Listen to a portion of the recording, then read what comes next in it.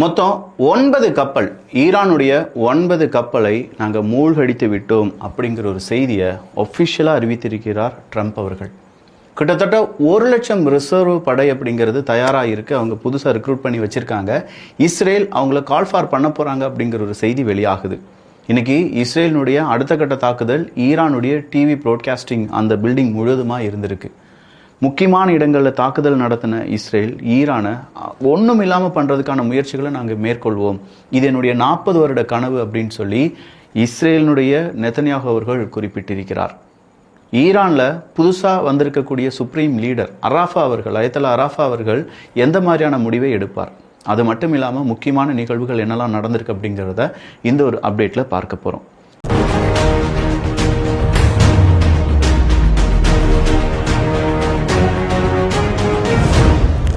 Leadership quality அப்படின்னு சொல்கிறது Khamenei அவர்களுக்கும் அராஃபா அவர்களுக்கும் இருக்கக்கூடிய வித்தியாசமாக பார்க்கப்படுது. பொதுவாக அராஃபா அவர்கள் யார் அப்படின்னு கேட்டிங்கன்னா, இந்த ரெஜிமை பற்றி அவங்களுடைய ரிலீஜியஸ் சம்மந்தமான பல விஷயங்களை பற்றி டிஸ்கஸ் பண்ணி அதை ப்ரமோட் பண்ணி மக்களிடையே நல்லபடியாக பேசக்கூடிய ஒரு பேச்சாளர், ஆற்றல் மிக்க ஒரு பேச்சாளர் தான் அராஃபா அவர்கள். இவர் கமேனி அவர்களுக்கு ரொம்ப பெரிய அளவில் சப்போர்ட்டாக இருந்திருக்காரா, இல்லை அவங்களுக்கான தேவையான ஆலோசனை கொடுத்துருக்காரா அப்படின்னு கேட்டால் அந்த மாதிரியான ப்ரையர் எக்ஸ்பீரியன்ஸ் அப்படிங்கிறது அராஃபா அவர்களிடம் இல்லாமல் இருந்திருக்கு. ஸோ ஸ்ட்ராட்டஜிக்காக அவர் முடிவுகளை எடுப்பாரான்னு கேட்டால் அவர் அந்த ஒரு பொசிஷனில் இல்லாமல் இருந்தவர் தான். அவருடைய முடிவுகள் எல்லாமே ரிலீஜியஸ் பேஸ்டாக, அவங்களுடைய நம்பிக்கை பேஸ்டாக, அவங்களுடைய அரசியல் தலைமை பேஸ்டாக தான் இருந்திருக்கு. அப்படிப்பட்ட அராஃபா அவர்கள் இப்போ சுப்ரீம் லீடராக ஒரு பவர்ஃபுல் பர்சனாக மாறி இருக்காரு. அப்போ அவருடைய விஷன் எப்படி இருக்குன்னா, இது அவங்களுக்கும் பொதுவாகவே ஈரானை ஒரு மதவாத நாடு அப்படின்னு சொல்லுவாங்க. ஏன்னா அவங்க மதத்தில் சொல்லியிருக்கக்கூடிய விஷயங்கள், ஈவன் ஹிஜாபாக இருக்கட்டும், அதை கூட பெண்கள் எப்படி ஃபாலோ பண்ணணும், அதை ஃபாலோ பண்ணாத பெண்கள் கொடூரமாக கொலை செய்யப்பட்டார்கள் அப்படிங்கிறதுலாம் நமக்கு தெரியும். ஸோ இந்த ஒரு நிலைமையிலிருந்து தான் இந்த அராஃபா அவர்கள் முடிவுகளை எடுப்பார். அப்படிப்பட்ட நபர் அடுத்ததாக என்ன செய்ய வேண்டும், ஸ்ட்ராட்டஜிக்கலாக ஏதாவது டிக்ளரேஷன் கொடுக்கணுமா, இல்லை பேச்சுவார்த்தை நடத்தணுமா, காய் நகர்த்துதல் எப்படி அப்படிங்கிறதெல்லாம் கொஞ்சம் தெரிந்து கொள்வது அப்படிங்கிறதுக்கு சீனியர் லீடர்ஸ் யாராவது இருக்காங்களான்னு கேட்டால் இல்லை. இந்த லிஸ்ட்டை பாருங்களேன். ஐடிஎஃப், இஸ்ரேல் டிஃபென்ஸ் ஃபோர்ஸ் ஒரு விஷயத்தை டெலிகாஸ்ட் பண்ணுறாங்க, ஒரு பெரிய போஸ்டர். அந்த போஸ்டரில் அயத்தல்லா கமேனி அவர்கள், அதுக்கு கீழே இருக்கக்கூடிய தலைவர்கள், அதற்கு கீழே இருக்கக்கூடிய தலைவர்கள், இப்படின்னு சொல்லி 3 லேயரில் இருக்கக்கூடிய தலைவர்கள், இவங்க எல்லாமே சீனியர் லீடர்ஸ். இந்த சீனியர் லீடர்ஸ் எல்லாத்தையுமே நாங்கள் கொன்னுட்டோம், இவங்க எல்லாத்தையுமே ரெஜிம் அப்படின்னு நாம சொல்லுவோம். அதை இஸ்ரேல் எப்படி சொல்லுவாங்கன்னா டெரர் ரெஜிம் அப்படின்னு சொல்லுவாங்க. அது எல்லாத்தையுமே நாங்கள் அழிச்சிட்டோம், அதாவது இனிமே இந்த மாதிரி சீனியர் லீடர்ஸுக்கான தொல்லை நம்மகிட்ட இருக்காது அப்படின்னு சொல்லி இஸ்ரேல் டிஃபென்ஸ் ஃபோர்ஸ் அறிவிக்கிறார்கள்.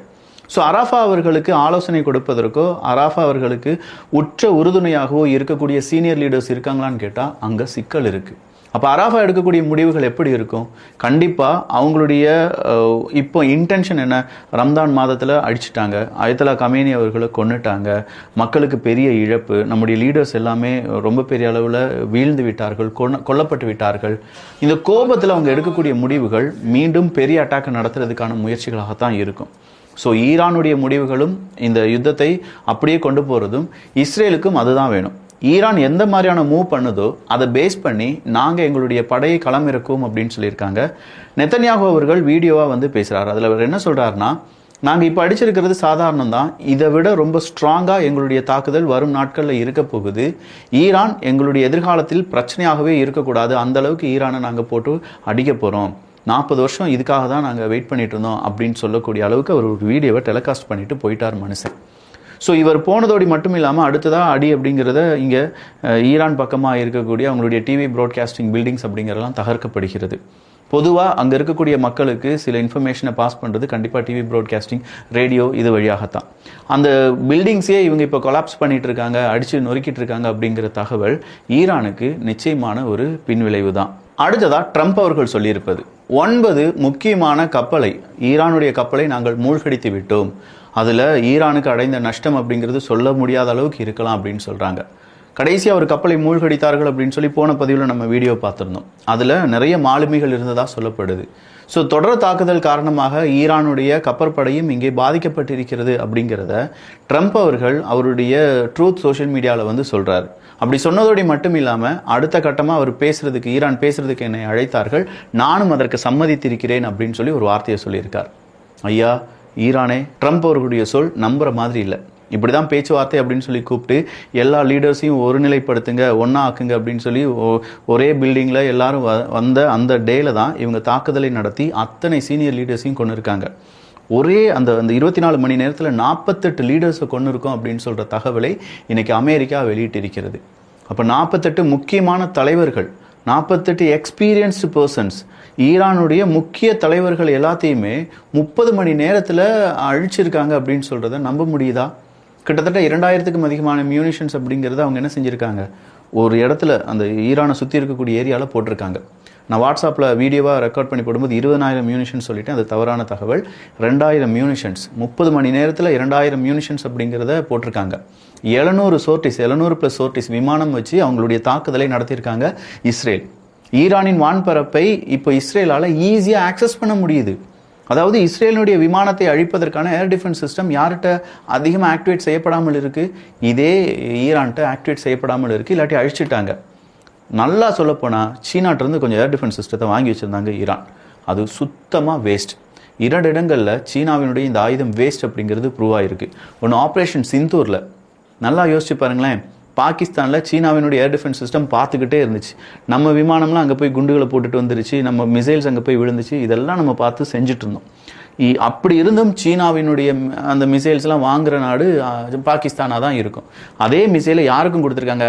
இவங்களுக்கும் ஏர் டிஃபென்ஸ் சிஸ்டமாக ஈரானுக்கும் கொடுத்துருக்காங்க. அது சுத்தமாக வேலையை செய்யலை அப்படிங்கிறது நல்லாவே தெரிய வந்துருச்சு. அடுத்ததான் இப்போ ஈரான் பக்கம் இருந்து தாக்குதல் எப்படி இருக்கும் அப்படின்னு கேட்டால், அவங்க டெல் அவீவ் பக்கமாக அவங்களுடைய தாக்குதலை நடத்திட்டு இருக்காங்க. பட் ரொம்ப ஸ்ட்ராங்காக, ரொம்ப ஹார்டான தாக்குதல் நாங்கள் நடத்துவோம் சொன்ன அந்த தாக்குதலை இன்னும் ஈரான் செய்யவில்லை. ரெட் ஃப்ளாக் எல்லாமே உயர்த்தி விட்டார்கள் அப்படின்னு சொல்லி பார்த்தோம்.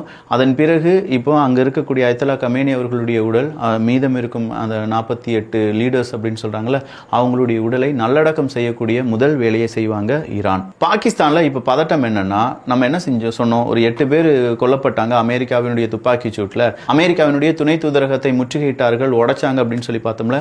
ஆனால் அது 8 பேர் கிடையாதான். கிட்டத்தட்ட 32 பாகிஸ்தானுடைய ஷியா ப்ரொட்டஸ்டர்ஸ் அப்படிங்கிறவங்க தான் கொல்லப்பட்டிருக்காங்க. ஸோ 32 பேரை அமெரிக்கா சுட்டி வீழ்த்தி இருக்கிறது. இல்லாட்டி அமெரிக்காவை பாதுகாப்பதற்காக பாகிஸ்தானுடைய போராட்டக்காரர்களை சுட்டி வீழ்த்தி இருக்கிறார்கள் அப்படிங்கிற தகவல் இப்போ வெளியாகி இருக்கிறது. இதுக்கு நம்ம நாடு பரவாயில்லை. சென்னையில் ஆர்ப்பாட்டம் நடந்துச்சு. எந்த மாதிரியான ஆர்ப்பாட்டம்? இதே அமெரிக்க தூதரகத்துக்கு எதிரான ஆர்ப்பாட்டம் நடந்துச்சு. அந்த நேரத்தில் அவங்களுக்கும் பாதுகாப்பு கொடுத்து அந்த தூதரகத்துக்கும் பாதுகாப்பு கொடுத்தோம். டெல்லியில் ஆர்ப்பாட்டம் நடந்துச்சு, அங்கேயும் நம்ம பாதுகாப்பு தான் கொடுத்தோம். ஆனால் பாகிஸ்தானில் ஆர்ப்பாட்டம் நடந்துச்சு, அதுவும் அங்கே இருக்கக்கூடிய மக்கள் அவங்க மக்களுக்காக ஆர்ப்பாட்டம் செஞ்சாங்க. ஆனால் 32 பாகிஸ்தானியர்கள் கொல்லப்பட்டிருக்கிறார்கள். இதுலேருந்து தெரியுதா எந்த நாடு சேஃபஸ்ட் கண்ட்ரி அப்படின்னு சொல்லி?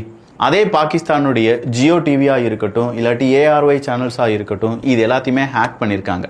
யார் ஹேக் பண்ணாங்க அப்படிங்கிறது தெரியலை. ஆனால் அதை ஹேக் பண்ணி அங்கே இருக்கக்கூடிய இராணுவம் நம்மை தவறாக வழி நடத்துகிறது, நம்முடைய சொத்துக்கள் எல்லாத்தையுமே அவங்க சூறையாடுறாங்க. அப்படிப்பட்ட இராணுவத்துக்கு எதிராக திரும்ப வேண்டிய தருணம் வந்துருச்சு, அவங்களுக்கு எதிராக நாம் நிற்க வேண்டும் அப்படின்னு சொல்லக்கூடிய மெசேஜை இந்த ஜியோ டிவி, ARY சேனல்ஸ் இங்கெல்லாம் டெலிகாஸ்ட் பண்ணியிருக்காங்க. கண்டிப்பாக ஆப்கானிஸ்தானுடைய ஹேக்கர்ஸாக கூட இருக்கலாம். ஆனால் இந்த நேரம் பாகிஸ்தானுடைய முக்கியமான டிவி சேனல்ஸ் ஹேக் செய்யப்பட்டிருப்பது அடுத்ததாக பாகிஸ்தானில் இது ஒரு சச்சரவை ஏற்படுத்தியிருக்கு. அமெரிக்கா முதல் தாக்குதல் செஞ்ச உடனே ஈரான்கிட்ட அமைதி பேச்சுவார்த்தை நடத்தலாம்னு சொல்லி கேட்டிருக்காங்களாம். ஆனால் ஈரான் அதை மறுத்திருப்பதாக இப்போ சில செய்தி ஊடகங்கள் செய்தியை வெளியிட்டிருக்கிறார்கள். அமெரிக்கா என்ன செஞ்சாங்க, டக்குன்னு அடிச்சிட்டாங்க. எல்லா லீடர்ஸையும் அடித்து கொண்டுட்டு வா பேசலாம் அப்படின்னு சொல்லி கூப்பிடும்போது, ஏண்டா இதுக்கு மேலே நான் உன்ட்ட என்னடா பேசுறதுக்கு இருக்குது அப்படின்னு சொல்லி தான் ஈரான் மறுத்திருக்க வேண்டும். ஆனால் இப்போ அமெரிக்காவினுடைய அதிபர் என்ன சொல்கிறாரு, அவங்க என்னை பேசுறதுக்கு அழைத்தார்கள், நானும் சம்மதம் தெரிவித்து விட்டேன் அப்படின்னு சொல்லி அதை அப்படியே உல்டாவாக போட்டு ஒரு பிட்டை போட்டு வச்சிருக்காரு. அடுத்ததாக பேச்சுவார்த்தை நடக்குமா நடக்காதா அப்படிங்கிறத நாமளே யூகித்து கொள்ளலாம். பிரிட்டனை பொறுத்த வரைக்கும் அவங்க நாட்டு மக்கள் ஒரு 76,000 பேர் இப்போ வரையும் ரெஜிஸ்டர் பண்ணி வச்சுருக்காங்களாம். எங்களை இங்கேருந்து கூப்பிட்டுட்டு போயிருங்க அப்படின்னு சொல்லி. அவங்களை காப்பாற்றுவதற்கான மிடில் ஈஸ்ட் பகுதியில் இருக்கக்கூடிய 76,000 UK பிரிட்டனை சார்ந்தவர்களை காப்பாற்றும் படலம் அப்படிங்கிறது சீக்கிரமாக செய்யப்படும் அப்படிங்கிற அறிவிப்பை கொடுத்திருக்காங்க. அபுதாபியாக இருக்கட்டும், யுனைடெட் அரப் எமிரேட்ஸாக இருக்கட்டும், முக்கியமான அரபுலக நாடுகளில் ஒரு முடிவு எடுக்கப்பட்டிருக்கிறது. பல சுற்றுலா பயணிகள் அவங்க நாட்டுக்கு போக முடியாமல் திரும்ப வந்து தங்கியிருப்பாங்க. அப்படி தங்கின அந்த ஹோட்டல் சார்ஜ் எதுவுமே அந்த ஹோட்டல் உரிமையாளர்கள் எடுக்கக்கூடாது. அதை அந்தந்த கவர்மெண்டே கொடுத்துரும். ஏன்னா சுற்றுலா பயணிகளை மீண்டும் நம்ம என்ன செஞ்சிடக்கூடாது, இழக்கக்கூடாது அப்படின்னு சொல்றதுனால இந்த முடிவை எடுத்திருக்காங்க. அதுக்கான சுற்றறிக்கை அப்படிங்கிறது அனுப்பப்பட்டு வருகிறது. தெஹ்ரான் பக்கமா லார்ஜ் ஸ்கேல் அட்டாக்கை இப்போ அமெரிக்காவும் இஸ்ரேலும் சேர்ந்து வருகிறார்கள். அதற்கான விஷுவல்ஸ் நம்முடைய வாட்ஸ்அப் குரூப்ல நான் ஷேர் பண்ணியிருக்கேன். இல்லை அதை இன்னும் நீங்கள் ஜாயின் பண்ணலன்னா இப்போயே ஜாயின் பண்ணிக்கோங்க. இந்த மாதிரி முக்கியமான எவிடன்ஸ் எல்லாமே அங்கே தான் நம்ம போட்டுட்ருக்கோம். நெத்தன்யாஹு அவர்களுடைய ஸ்பீச்சில் 2 லைன் மட்டும் வாசிச்சு காண்பிக்கிறேன். அவர் forces are now striking at the heart of Tehran with increasing intensity and this will only intensify further in the coming days. இப்போவே நாம இன்க்ரீசிங் இன்டென்சிட்டி வச்சு தான் அடிச்சிட்டு இருக்கோம். வரக்கூடிய நாட்களில் இது இன்னும் அதிகரிக்கும் அப்படின்னு சொல்லியிருக்காங்க. We are in a campaign in which we are bringing the full power of the IDF to bear as never before in order to ensure our existence and our future அப்படின்னு சொல்லியிருக்காங்க. இதுவரையிலும் ஐடிஎஃப் செய்யாத அளவுக்கான பவர்ஃபுல்லான அட்டாக்கை தான் நாம் இப்போ செய்ய போகிறோம். வரலாறு இதை பார்த்துருக்காது. இது இந்த நேரத்துக்காகவும் நம்முடைய எதிர்வரும் தலைமுறைக்காகவும் முக்கியமான ஒரு அட்டாக்காக இருக்க போகுது அப்படிங்கிற ஒரு வார்த்தையை சொல்லியிருக்கார். I have been hoping for this for 40 years அப்படின்னு சொல்லியிருக்காரு. இதுக்காகத்தான் நான் நம்பிக்கையுடன் 40 வருடங்கள் கடந்து வந்தேன் அப்படின்னு சொல்றாரு. அதே மாதிரி 1,00,000 ரிசர்விஸ்ட் அப்படின்னு சொல்லக்கூடிய ரிசர்வ் படையினரை இப்போ ரிக்ரூட் பண்ணி வச்சிருக்காங்களாம் இஸ்ரேல். அப்போ அவங்களையும் கால் ஃபார் பண்ணியிருக்காங்க. பல செக்டார்ஸ்லையும் ஹை லெவல் எமர்ஜென்சி சிச்சுவேஷன் அப்படிங்கிறது அறிவிக்கப்பட்டிருக்கிறது. ஹாஸ்பிட்டல்ஸ் எல்லாம் தயாராக இருங்க, யாரும் லீவு போடக்கூடாது அப்படிங்கிற சுற்றறிக்கை அனுப்பப்பட்டிருக்கிறது அப்படிங்கிற தகவலை பார்க்கும்போது இஸ்ரேல் வரக்கூடிய நாட்களில் பெரிய தாக்குதலை நடத்த திட்டமிட்டிருக்காங்க. ஒருவேளை இஸ்ரேலுக்கு எதிராக இந்த யுத்தம் திரும்பும் பட்சத்தில் அதை தவிர்ப்பதற்கும் அதில் வரக்கூடிய இழப்புகளை கொஞ்சமாக தடுப்பதற்குமான முயற்சிகளிலும் இஸ்ரேல் இப்போது ஈடுபட தொடங்கியிருக்கு. ஸோ ஓவராலாக பார்க்கும்போது அராஃபா அவர்களுடைய முடிவு எப்படி இருக்க போகுதுன்னு தெரியல. ஆனால் இப்போ இஸ்ரேலும் அமெரிக்காவும் சேர்ந்து ஈரானை துவம்சம் பண்ணிட்டு இருக்காங்க. ஈரானுடைய 9 கப்பல் மூழ்கடிக்கப்பட்டு விட்டதாக செய்திகளை வெளியிட்டிருக்கிறார் டொனால்டு ட்ரம்ப் அவர்கள். பேச்சுவார்த்தைக்கு அழைத்திருக்கிறார்கள் அப்படின்னு சொல்கிறாங்க. அடுத்த கட்டம் என்ன, அடுத்த அப்டேட் என்ன அப்படிங்கிறதெல்லாம் தெரிந்து கொள்வதற்கு தமிழ் பொக்கிஷம் சேனலை சப்ஸ்கிரைப் பண்ணிக்கோங்க. நிறைய அப் டு டேட்டான இன்ஃபர்மேஷன் நம்ம ஷேர் பண்ணிட்டு இருக்கோம். எல்லாமே வெரிஃபைடு இன்ஃபர்மேஷன் தான். ஸோ இது உங்களுக்கு கிரெடிபிளாக தோணுச்சு, இல்லை நீங்களே டெஸ்ட் பண்ணி பார்த்துக்கோங்க. இன்னும் ஓரிரு தினங்களில் இதே செய்திகள் மீண்டும் நம்முடைய தமிழ் சேனலில் வரும், நியூஸ் சேனலில் வரும். அந்த நேரம் உங்கள் மனசுக்கு இது அன்னைக்கே விக்கி சொல்லிட்டானே அப்படின்னு சொல்லி ஒரு செகண்ட் தோன்றினாலும் அது என்னுடைய வெற்றி தான். அந்த அளவுக்கு இங்கே இருக்கக்கூடிய செய்திகள் எல்லாமே சரிபார்த்த பின்பு தான் உங்களிடம் வந்து நான் பகிர்கிறேன். ஸோ நீங்களும் இதை உங்கள் நண்பர்களுக்கு பகிரலாம், ஷேர் பண்ணலாம். நல்லதை பகிர்ந்து